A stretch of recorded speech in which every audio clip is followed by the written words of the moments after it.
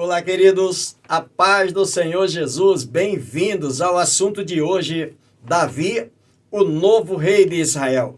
E esta é a 10ª lição desse trimestre, que estamos estudando sobre o primeiro e o segundo livro de Samuel, e o texto para leitura em estudo está em 2 Samuel, capítulo 5, do verso 1 ao 12, e os tópicos que vamos abordar são eles: Davi, aclamado rei; segundo, primeiras conquistas; e terceiro, o pacto davídico.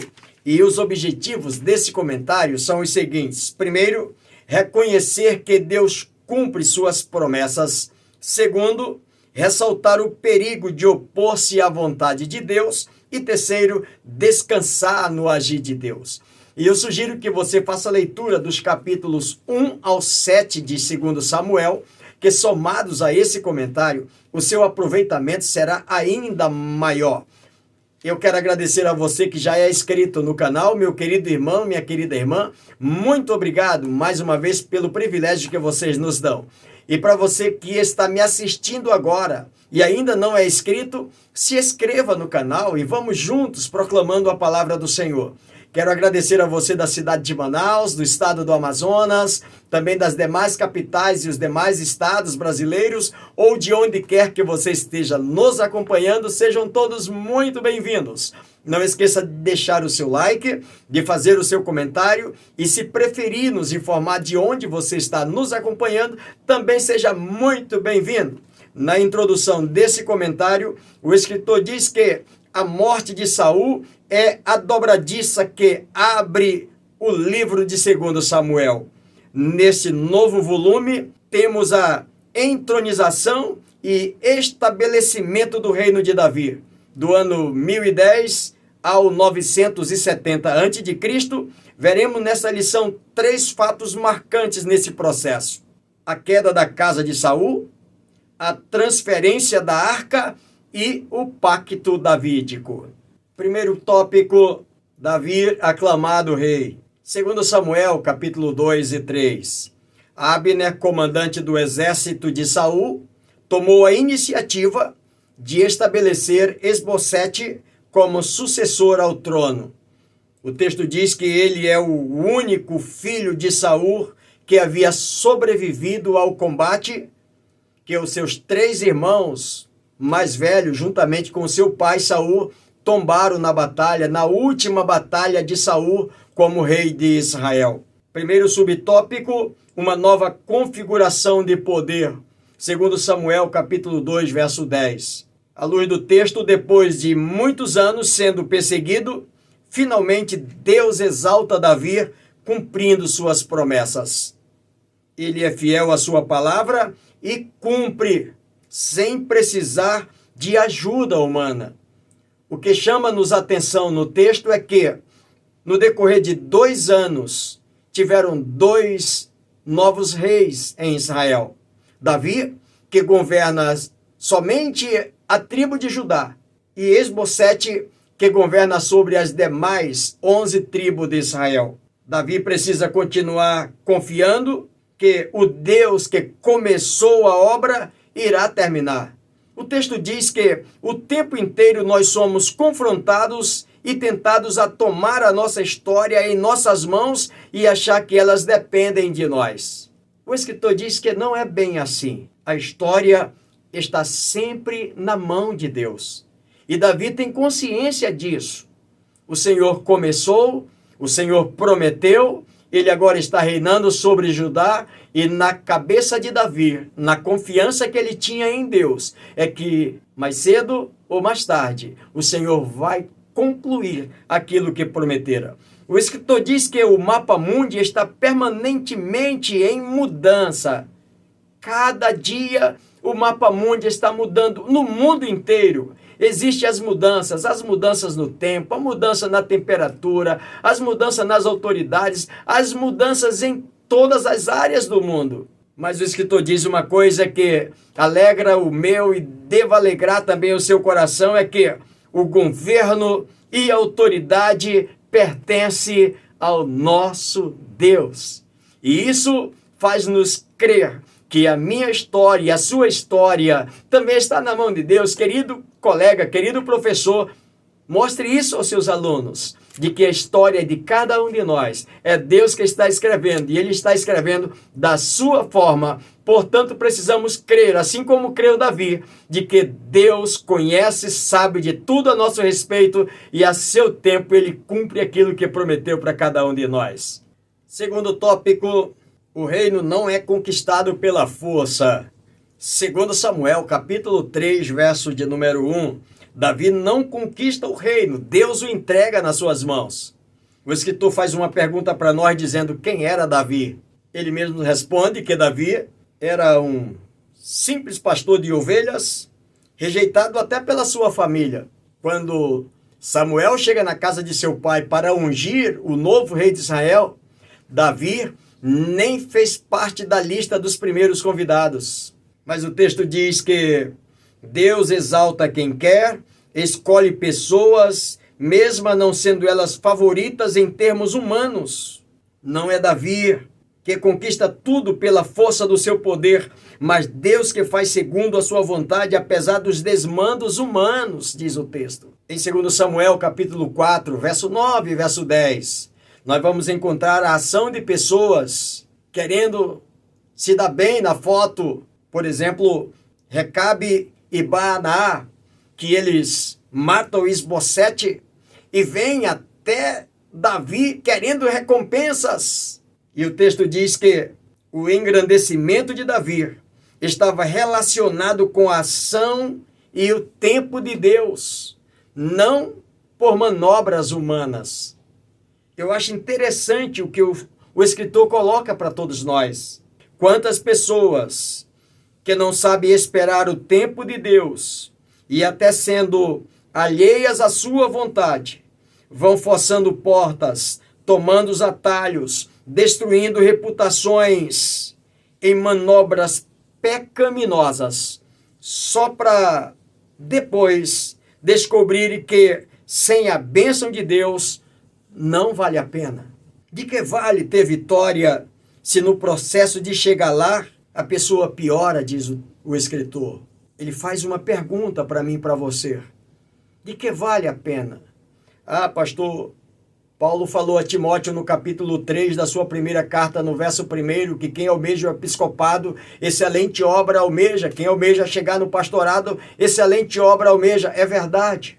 Eu incentivo você, querido aluno, querido professor, é uma excelente obra. Ser o bispo da igreja é uma excelente obra. Só precisamos ter um cuidado. E esse cuidado Davi sempre teve na sua mão. Mais do que nos fazer triunfar, Deus está preocupado com o tipo de pessoa que estamos nos tornando. E Davi tinha essa consciência. Terceiro subtópico, o perigo de opor-se a Deus. Segundo Samuel, capítulo 3, verso 30, o texto diz que Abner, o velho general de Saul, acha que pode se tornar um fazedor de reis. Assim, ele apoia Isbosete, filho de Saul, na contramão da vontade de Deus. Como assim na contramão da vontade de Deus, pastor? Lembra lá de 1 Samuel, capítulo 13, verso 13? Quando Saul desobedeceu a Deus, e Samuel chega com ele dizendo assim, se você tivesse esperado um pouco mais, agora o Senhor estabelecia você sobre Israel para sempre como rei. Da sua casa ia continuar pessoas reinando, mas você não obedeceu e você perdeu a oportunidade. Em 1 Samuel capítulo 15, verso 28, o Senhor diz através de Samuel, eu já tenho escolhido um outro melhor do que você. Ou seja, Saul caiu do cavalo, não tinha mais nenhuma oportunidade. Qualquer tentativa de alguém colocar alguma pessoa ainda da casa de Saul era ir na contramão de Deus. Essa foi uma manobra temerária de Abner, pois ao assim fazer, ele se coloca em rota de colisão com aquilo que Deus estava fazendo. Ele entra na contramão de Deus. O texto diz que não são poucas as vezes em que pessoas sem sintonia com o Espírito Santo acham que podem fazer o que querem na obra de Deus. Era o que queria fazer Abner e Esbocete. Não, a gente faz o que a gente quer. Não é bem assim.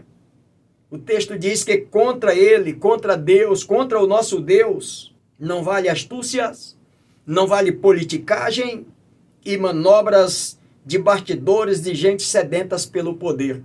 No fim, tanto Abner quanto Esbocete acabam mortos porque eles foram na contramão de Deus. Em todo o processo, meus irmãos, o texto diz que Davi mantém as suas mãos limpas e a sua consciência tranquila, porque Deus já havia dito que Davi seria o rei. Então ele está tranquilo. A hora vai chegar de que Deus vai me colocar sobre a nação de Israel. Quem não se submete, irmão, sofre. E o texto diz como a obra de Deus tem sofrido devido a pessoas que querem impor a Deus a sua própria vontade. Abner, como se diz popularmente, estava dando murro em ponta de faca. A lição maior a assimilar é a importância de nos rendermos e submetermos à vontade de Deus. Quando assim fazemos, nossa vida avança e somos abençoados e abençoadores também de pessoas. Segundo tópico, primeiras conquistas.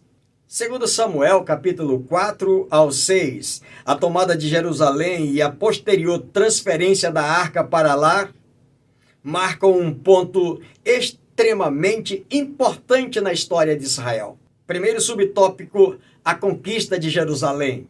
Segundo Samuel, capítulo 5, verso 9, dos grandes sucessos de Davi, um dos maiores foi a conquista de Jerusalém. É imprescindível exagerar a importância dessa cidade para os descendentes de Abraão. Ela significa muito mais do que Paris para os franceses, Buenos Aires para os argentinos ou Roma para a Itália.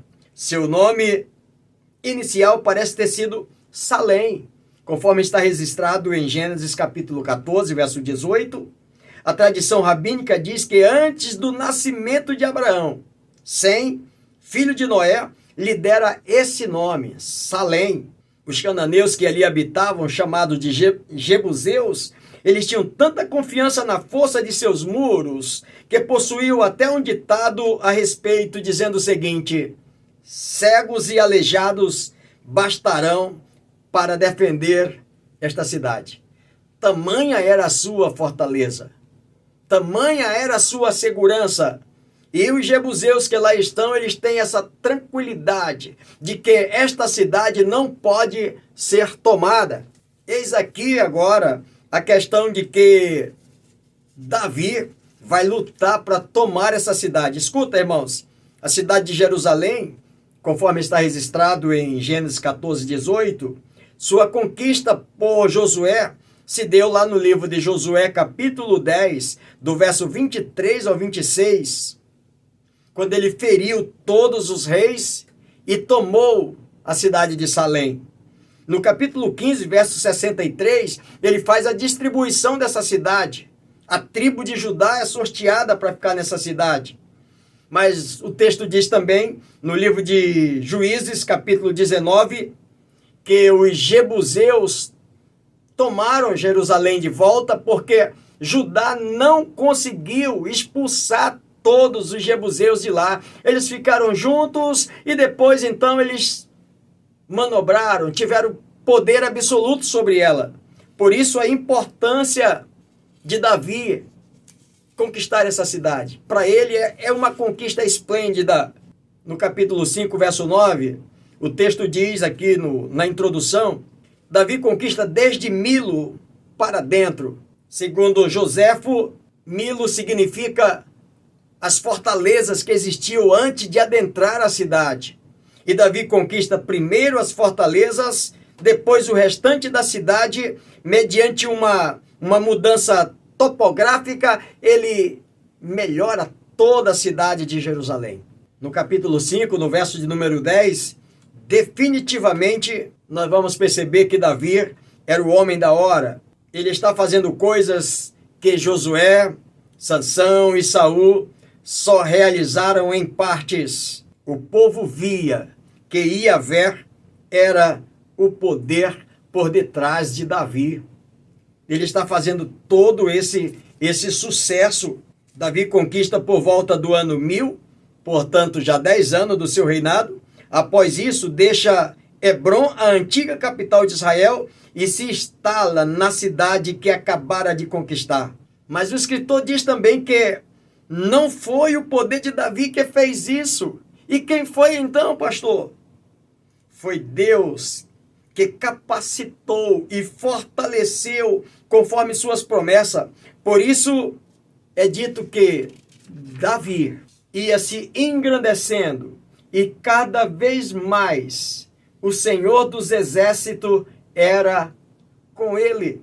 Davi sabia disso, nunca trouxe nenhuma glória para o seu nome. Sua imensa gratidão é explícita lá no livro de 2 Samuel 22, quando ele canta alegremente, agradecendo a Deus por todos os benefícios recebidos das mãos do Senhor. Segundo subtópico, a Arca de Deus. 2 Samuel, capítulo 6, verso 9.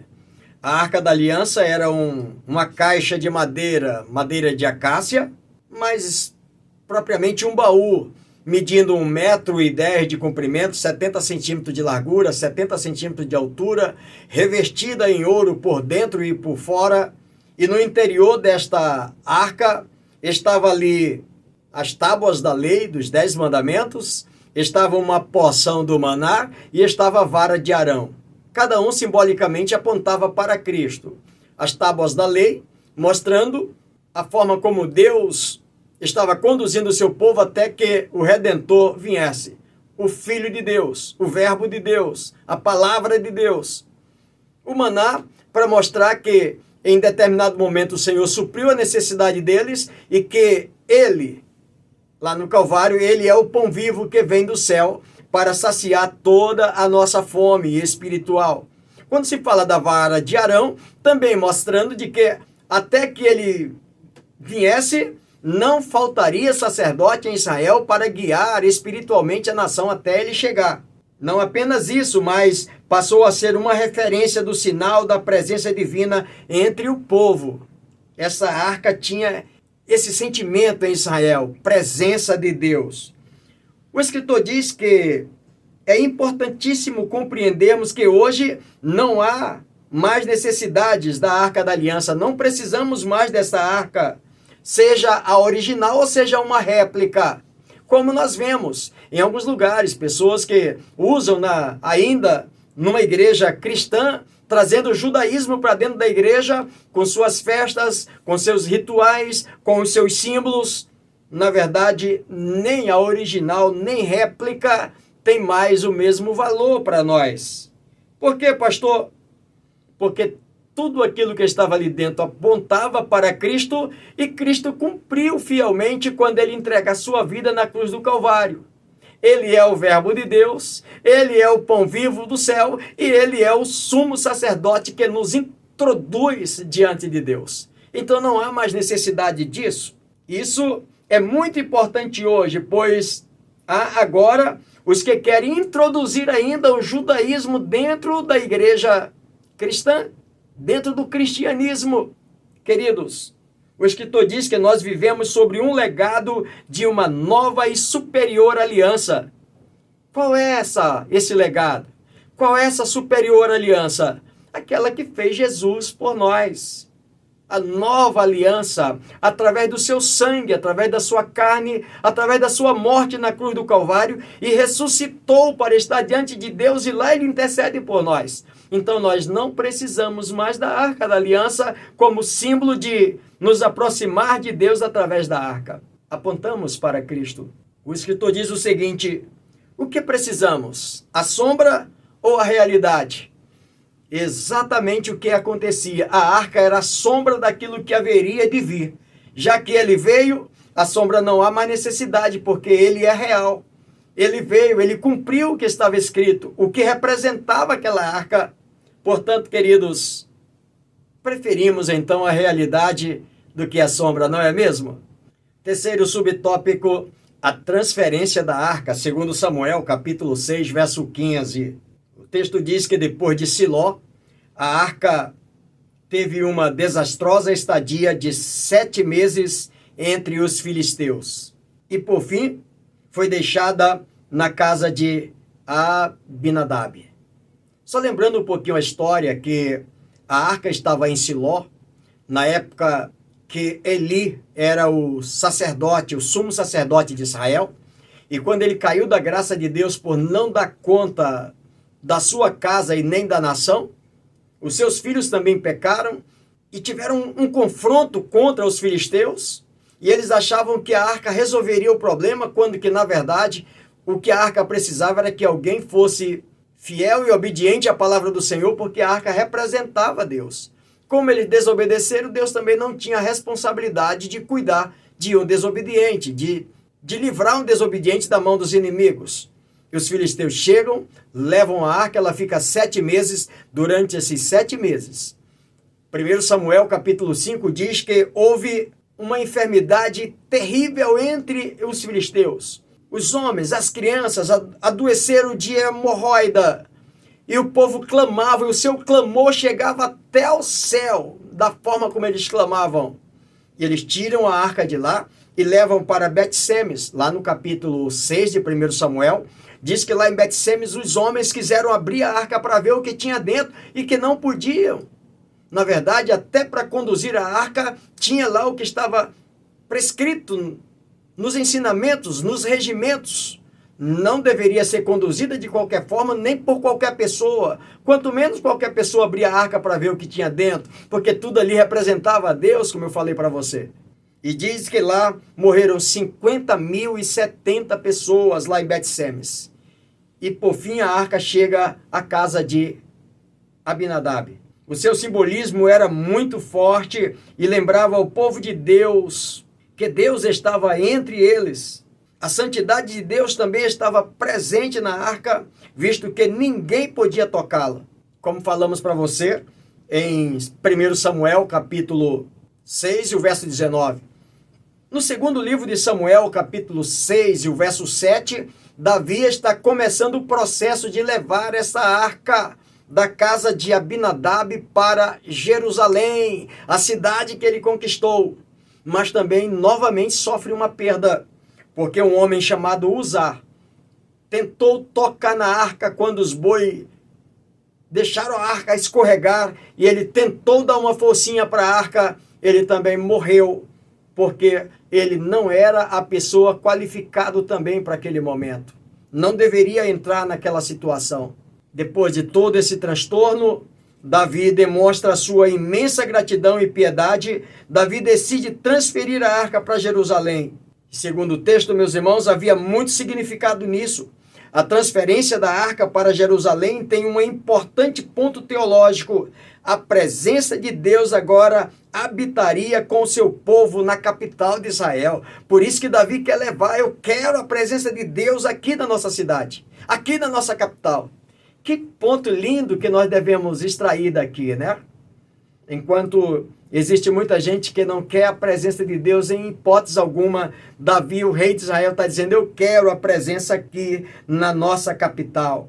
Assim Deus seria visto como cabeça da nação. Junto a isso devemos destacar o entusiasmo, o temor e a contagiante alegria que Davi realizava essa condução, essa celebração, levando a arca. Davi tinha profundo respeito e zelo para com Deus, sempre tributando a ele todas as suas conquistas. O texto diz que, enquanto eles iam conduzindo a arca, depois do episódio da morte de Uzá, e ele agora observa todas as orientações, como a arca deva ser conduzida, e cada vez que os carros, os condutores da arca davam 6 passos, ele mandava parar o cortejo e sacrificava ao Senhor, fazia um momento de adoração a Deus. Tal era a sua alegria, a sua gratidão. Tudo isso mostra a profunda reverência e cuidado de Davi para com a arca de Deus. Ele sabia realmente o valor da presença, a importância da presença de Deus na sua vida, na sua casa e, lógico, na sua nação, na capital da sua nação. Terceiro tópico, o pacto davídico. Segundo Samuel, capítulo 7, Deus é o Deus de alianças. As Escrituras mencionam ao todo 7 alianças, entre elas a davídica. Primeiro subtópico, o Templo de Jerusalém. Segundo Samuel, capítulo 7, verso 2. Parece-nos que nesse ponto a história de Davi dá uma desacelerada. Ele já estava estabelecido como rei, era famoso, poderoso e gozava de uma relativa paz. Tudo parece estável e Davi estava como que no topo do mundo, tranquilo, paz ao seu redor. Ele então intenciona fazer uma casa para Deus. No fundo, o coração agradecido de Davi estava sentindo um certo incômodo, porque enquanto ele vivia num palácio, a arca do Senhor estava lá numa tenda, a arca que representava a presença de Deus.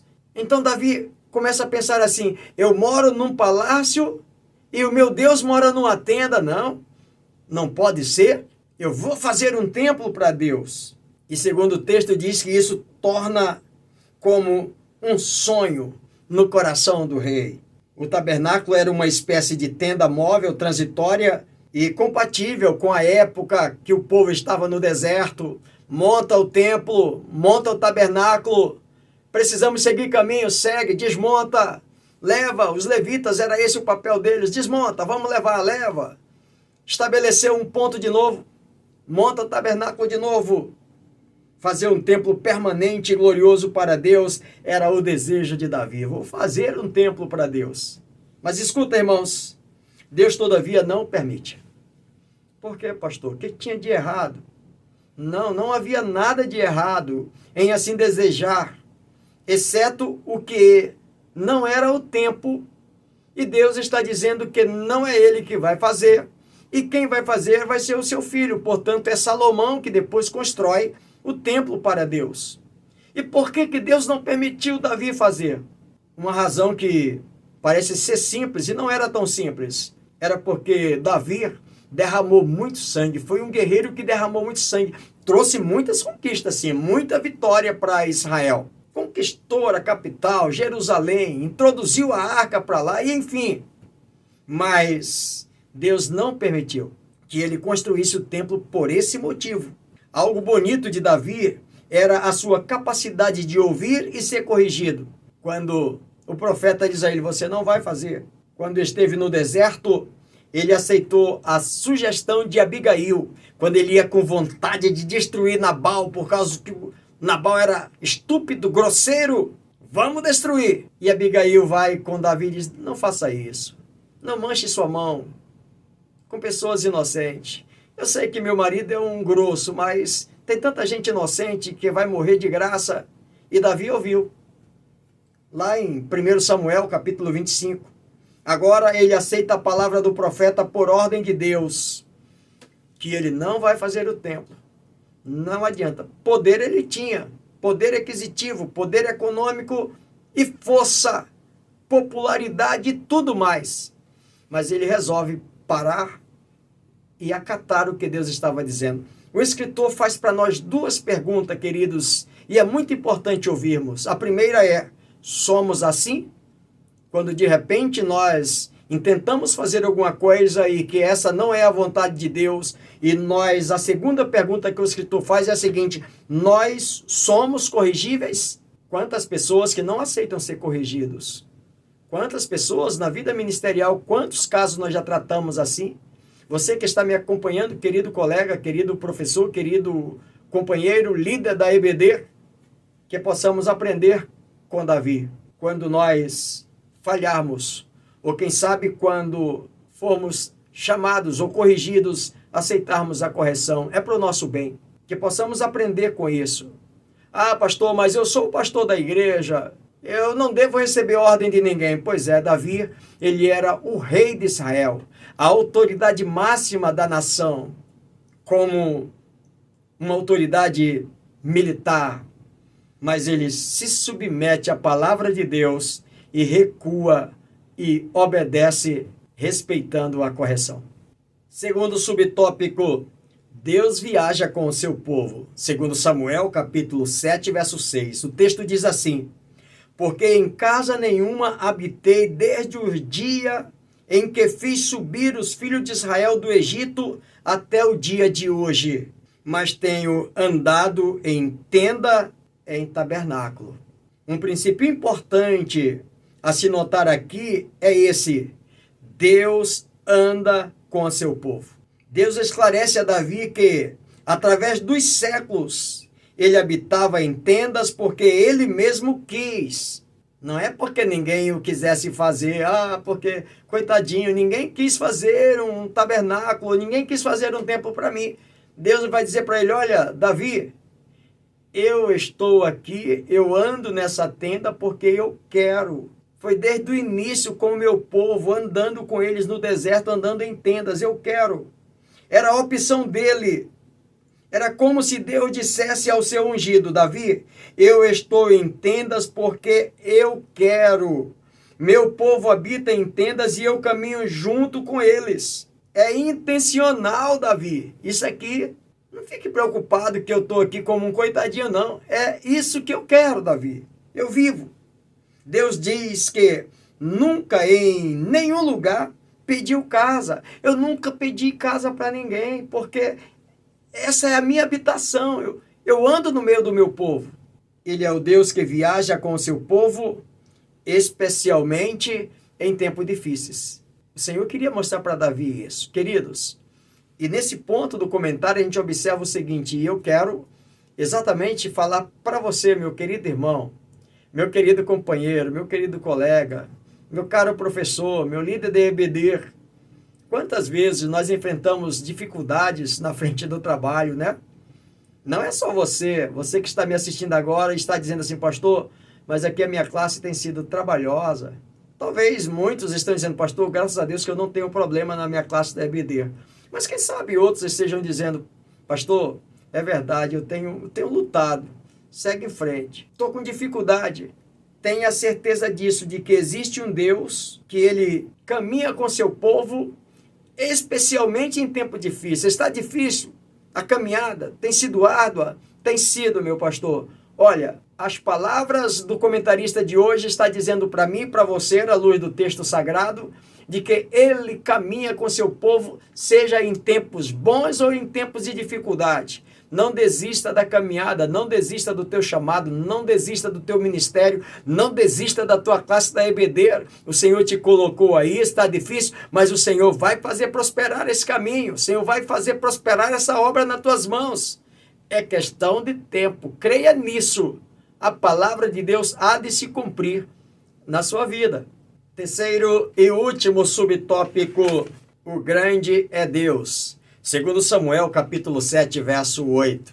É interessante observarmos que aqui nesse ponto do comentário, Davi alcança prestígio, popularidade, respeito, poder, glória, enfim.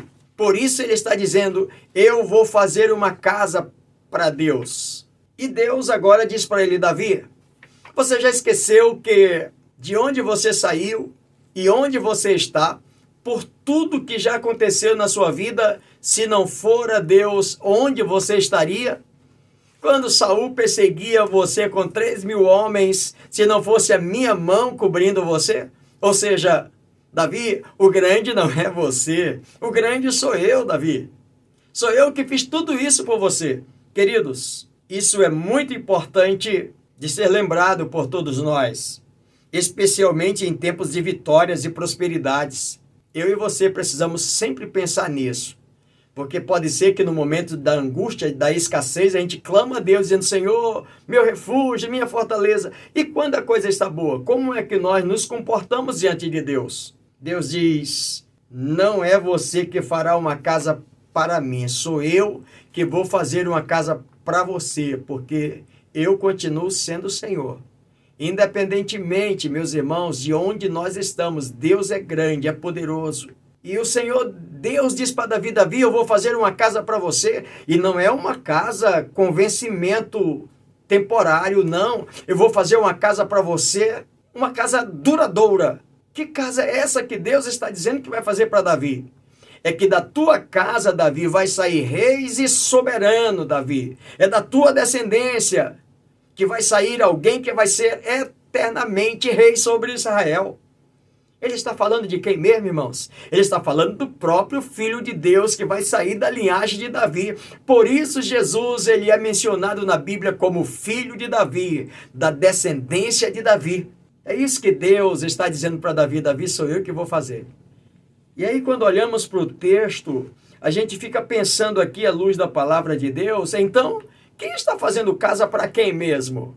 Não era uma retribuição que Deus estava fazendo para Davi, porque Davi tinha sido um bom moço, um bom menino, um bom rei. Não, irmãos. Os pactos de Deus estão alicerçados, não nos méritos humanos, mas na sua misericórdia e unilateral bondade. Ou seja, tudo que Deus estava fazendo por Davi era simplesmente por graça e bondade. Nossa relação com Deus não pode ser utilitária. Não é porque somos bons meninos que Deus nos abençoa. Claro que não, diz o texto. Ele nos abençoa porque sua natureza é assim. Deus é poderoso para fazer o que quiser, inclusive sem nós. Se eu ou você falharmos, Deus é poderoso mesmo assim para fazer o que tem que ser feito. O fato de nos usar e nos faz pessoas úteis, e isso é bom. Mas ninguém é imprescindível, diz o escritor, irmãos. Essa palavra imprescindível significa não pode faltar. Ou seja, o único que não pode faltar no nosso ministério, na nossa caminhada, na nossa classe da IBD, na nossa igreja, o único que não pode faltar é Deus. Ele sim é imprescindível. Se ele faltar, irmãos, nós estamos em más lençóis. Na aplicação pessoal, o escritor diz o seguinte: as promessas de Deus sempre se cumprem, mesmo quando parecem ter falhado. Elas vão se cumprir. Lembra de Davi? Por tudo que ele passou, foi ungido rei, passou 10 anos para vir para o trono. E quando ele assumiu o trono, assume uma tribo de Israel. Só 7 anos depois que toda Israel está nas mãos de Davi, as promessas de Deus cumpriram. E quando a gente pensar de que elas não estão se cumprindo, irmãos, é só esperar e confiar, porque Deus não falha nas suas promessas. Querido colega, querido professor, querido aluno, querida professora, querida aluna da EBD, espero poder ter contribuído com você mais uma vez nesse comentário, e se Deus assim o permitir, estaremos juntos no próximo comentário e até lá, avançando pela fé.